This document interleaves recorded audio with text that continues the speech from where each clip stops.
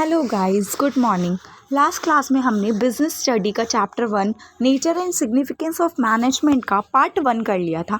आज हम इस वीडियो में करने जाएंगे उसी के आगे यानी पार्ट 2।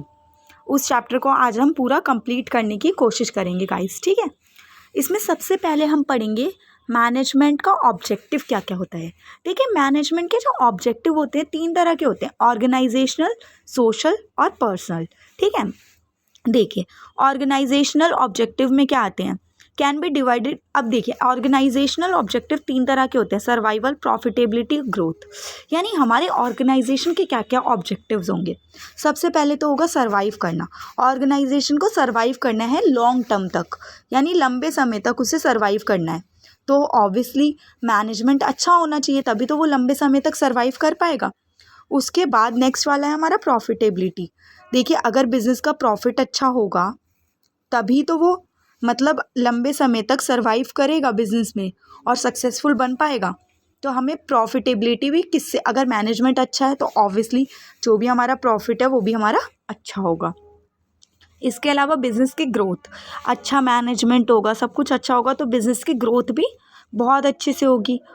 अगर मैनेजमेंट अच्छा है तो सेल्स वॉल्यूम इंक्रीज़ होगा, नंबर्स ऑफ एम्प्लॉयज़ इंक्रीज़ होंगे, काम अच्छा होगा, प्रोडक्ट्स इंक्रीज़ होंगे, जिससे कि हमारे बिजनेस की ग्रोथ होगी, ठीक है। तो ये सारी चीज़ें हमारे एक अच्छे मैनेजमेंट पे ही डिपेंड करती हैं।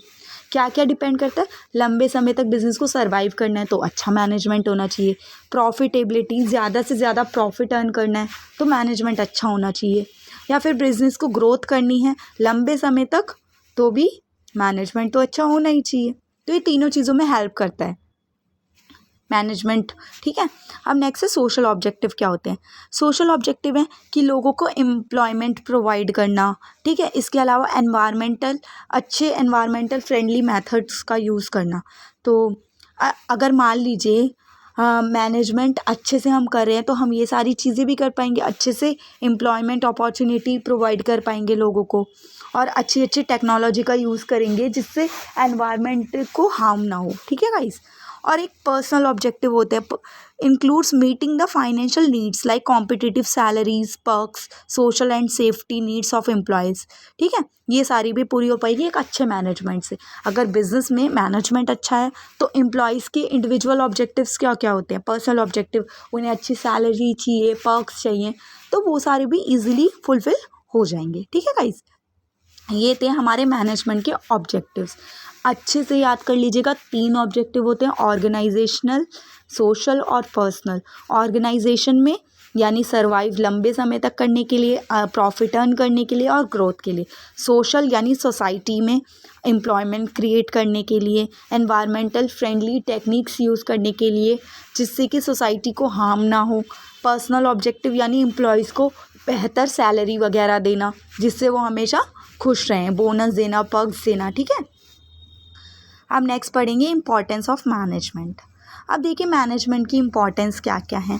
अचीविंग ग्रुप गोल्स, यानी ग्रुप गोल्स को अचीव करता है, ना कि ये सिंगल गोल्स को, जिससे सभी मतलब जितनी भी टीम्स है मैनेजमेंट में कोऑर्डिनेशन से काम करती हैं, जिससे अचीव हो जाता है group goals. Creates a dynamic organisation.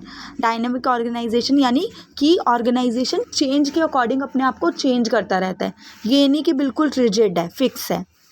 Helps in development of the society, यानी सोसाइटी का क्या होगा, डेवलपमेंट होगा, क्योंकि अगर मैनेजमेंट अच्छा है तो सोसाइटी का भी डेवलपमेंट होगा, क्योंकि हम अच्छे अच्छे टेक्नोलॉजी का यूज़ करेंगे, एनवायरमेंटल फ्रेंडली टेक्नोलॉजी का यूज़ करेंगे, ठीक है। इंक्रीज़ एफिशिएंसी, इससे जो जितने भी एम्प्लॉयज़ हैं उनकी एफिशिएंसी क्या होगी, हमारी इंक्रीज़ हो जाएंगी, मतलब वो अच्छे से काम करेंगे क्योंकि मैनेजमेंट अच्छा है वहाँ का।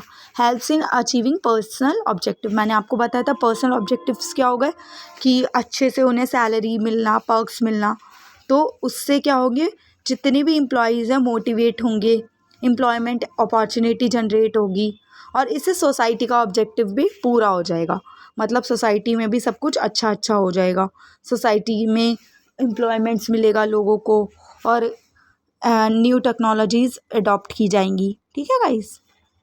आई होप ये आपको समझ आ गया होगा इम्पॉर्टेंस क्या क्या होती हैं। नेक्स्ट टॉपिक हम पढ़ेंगे नेचर ऑफ मैनेजमेंट, ठीक है। मैनेजमेंट का नेचर कैसा होता है?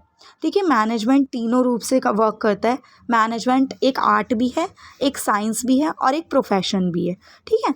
इसमें हम देखिए, आर्ट है, आर्ट में क्या होता है, थ्योरेटिकल नॉलेज की रिक्वायरमेंट होती है। तो एक मैनेजर को भी क्या होती है, थ्योरेटिकल जितनी भी नॉलेज है उसकी रिक्वायरमेंट होती है मैनेज करने के लिए। ठीक है। और क्रिएटिविटी भी होती है, मतलब एक काम को अच्छे से, जैसे म्यूजिशियन है वो म्यूज़िकल नोट्स बनाता है, कुछ भी करता है, उसी तरीके से इसमें भी क्रिएटिविटी होती है मैनेजमेंट में।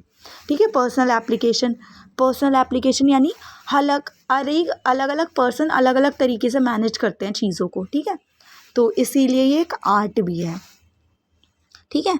नेक्स्ट होता है मैनेजमेंट इज़ अ साइंस। ये साइंस भी है क्योंकि इसमें सिस्टमेटिक बॉडी ऑफ नॉलेज होती है और इसके अलावा इसके कुछ प्रिंसिपल्स वगैरह होते हैं और यूनिवर्सल वैलिडिटी होती है इसकी, मतलब यूनिवर्सल वैलिडिटी भी होती है। इसके प्रिंसिपल हर जगह एक जैसे ही लगभग लागू होते हैं। ठीक है गाइस। उसके बाद अगर हम एज अ प्रोफेशन करें तो एक प्रोफेशन भी होता है क्योंकि well defined body of knowledge होती है, मतलब प्रिंसिपल, कॉन्सेप्ट्स, टर्म्स वगैरह होते हैं। रिस्ट्रिक्टेड एंट्री, जैसे प्रोफेशन में ऐसे ही कोई एंटर नहीं कर सकता, उसे कोई डिग्री चाहिए होती है, वैसे ही मैनेजमेंट के लिए भी कोई डिग्री चाहिए होती है। ठीक है। वो डिग्री हमें लेनी होती है। और इसी के अलावा इसके कोड ऑफ कंडक्ट्स होते हैं, यानी कि कुछ रूल्स एंड रेगुलेशन होते हैं जो कि फॉलो करने होते हैं। और सर्विस मोटिव, इसका भी एक सर्विस मोटिव ही होता है। ठीक है गाइज। नेक्स्ट है level of management. Level of management देखिए बहुत ज़्यादा इंपॉर्टेंट है, आपको अच्छे से याद कर लेना है। टॉप लेवल होता है, मिडिल लेवल होता है, फर्स्ट लेवल होता है, इंडिविजुअल कंट्रीब्यूट। ठीक है। टॉप लेवल में सारे बड़े बड़े आ जाते हैं, जैसे प्रेसिडेंट हो गया, चेयरमैन हो गया, वाइस प्रेसिडेंट हो गया। मिडिल में आ जाते हैं department head, branch manager, dean of school, ये सब। और फर्स्ट लेवल में आ जाते हैं supervisor, foreman, office work manager. ठीक है। और इंडिविजुअल में ये रियलिटी में जो है काम करने वाले होते हैं, जैसे टेक्निकल एम्प्लॉय, सेल्समैन, रियल में काम यही कर रहे होते हैं। ये सारे क्या कर रहे होते हैं, काम करवा रहे होते हैं, मैनेज कर रहे होते हैं चीज़ों को। ठीक है गाइस। अब नीचे भी थोड़ा सा ब्रीफली बताया गया है, आप इन्हें अच्छे से देख लीजिएगा। ठीक है। रीड कर लीजिएगा अच्छे से। उसके बाद ये तो मैंने आपको 1000 बार बताया है कि मैनेजमेंट में जितने भी फंक्शंस होते हैं, सबसे पहले प्लानिंग होती है। प्लानिंग में यानी कि हमें सबसे पहले हमें ये डिसाइड करना है हमें करना क्या है, and what we have to do, and where we are, where we want, क्या चाहते हैं, ये सारी चीज़ें होती हैं। ऑर्गेनाइजिंग में क्या होता है, हम इसमें क्या करते हैं, ऑर्गेनाइज करते हैं हर एक चीज़ को। इन्वॉल्व असाइनिंग ड्यूटीज़, ग्रुपिंग कर देते हैं टास्क की, अलग अलग टास्क को अलग अलग तरीके से ग्रुपिंग कर देते हैं। और स्टाफिंग में हम क्या करते हैं, राइट पर्सन को राइट प्लेस पे पुट करते हैं, यानी जॉब देते हैं। मतलब फर्स्ट वाले में तो हमने सिर्फ सोचा, प्लान किया, ये करना है, ये करना है, ये करना है। ऑर्गेनाइजिंग में हमने क्या किया, ग्रुप किया टास्क, मतलब लोगों को अलग अलग ग्रुपिंग की टास्क की कि ये वाला काम इस वाले ग्रुप में आएगा, ये वाला काम इस ग्रुप में आएगा। स्टाफिंग में हमने असाइन किया काम। ठीक है। अब हमने असाइन कर दिया काम को, डायरेक्टिंग भी करेंगे, उन्हें बार बार बताना, लीड करना, अच्छे से बताते रहना, तुम सही से काम करो, ये करो, वो करो। ठीक है। और कंट्रोलिंग में हमें क्या करना है, मॉनिटर करना है, हमें चेक करना है कि जो हमने सोचा था, जो हमने प्लानिंग की थी, काम उसके अकॉर्डिंग हुआ कि नहीं हुआ, और अगर नहीं हुआ तो जो डेविएशन आए हैं वो क्यों आए हैं, और फिर क्या करना है, हमें करेक्टिव मेजर्स लेने, करेक्टिव एक्शन लेना, जिससे जितने भी डेविएशंस हैं वो ख़त्म हो जाए। ठीक है गाइज। नेक्स्ट देखिए आता है कोऑर्डिनेशन यानी ये जितनी भी चीज़ें हैं इन सबको हमें कोऑर्डिनेशन में करना है। यानी ऐसी कोऑर्डिनेशन के बाद सब क्या होगा, डुप्लीकेशन हो जाएगा, सब ओवरलैप हो जाएगा, डिलेज होगा काम में, झगड़े होंगे। तो इसीलिए हमें क्या करना है, सारी चीज़ें एक कोऑर्डिनेशन में करनी चाहिए। ठीक है। अब देखिए कोऑर्डिनेशन में क्या है, कोऑर्डिनेशन में सबसे पहले ग्रुप एफर्ट्स को कोऑर्डिनेट करना है, ग्रुप में अच्छे से सब लोगों को मैनेज करना है, ऑर्डरली मैनेजमेंट करना है। और coordination ensure unity of action, मतलब यूनिटी ऑफ एक्शन करना है कि वेरियस डिपार्टमेंट में और सारे एफर्ट्स, मतलब efforts are focus towards achieving the goal. जितने भी डिपार्टमेंट के एफर्ट्स हैं वो सारे कैसे होने चाहिए, मतलब गोल अचीव करने के लिए ऑर्गेनाइजेशन गोल, ना कि इंडिविजुअल गोल्स। ठीक है, ये कॉन्टिन्यूअस होता है कोऑर्डिनेशन, और ये रिस्पॉन्सिबिलिटी होती है मैनेजर्स की। डेलिब्रेट फंक्शन होता है, यानी ये नहीं कि अपने आप हो गया, हमें करना पड़ता है जानबूझ के। ऑल परवेसिव होता है, यानी हर जगह पे ये एप्लीकेबल होता है। और लास्ट टॉपिक है इम्पॉर्टेंस ऑफ कोऑर्डिनेशन। ये क्या होते हैं, ग्रोथ होगा इससे, फंक्शनल डिफरेंशिएशन होगा, स्पेशलाइजेशन होगा, यानी ग्रोथ होगा साइज़ में, ऑर्गेनाइजेशन बढ़ेगा, एम्प्लॉयज़ बढ़ेंगे। फंक्शनल डिफरेंशिएशन हो जाता है, यानी अलग अलग फंक्शन अलग अलग लोगों को दे जाते हैं, अलग अलग ऑब्जेक्टिव्स अचीव किए जाते हैं। और स्पेशलाइजेशन यानी कोई बंदा, अगर अलग इंसान को अलग अलग काम दिया जाएगा तो वो स्पेशलाइज हो जाएगा उसमें, और वो काम को कैसे करेगा, अच्छे ढंग से करेगा। ओके गाइस, इसी के साथ हमारा ये फर्स्ट चैप्टर हो जाता है कंप्लीट। तो कोई भी डाउट हो तो आप मुझे कमेंट में पूछ सकते हैं। Okay guys, thank you so much.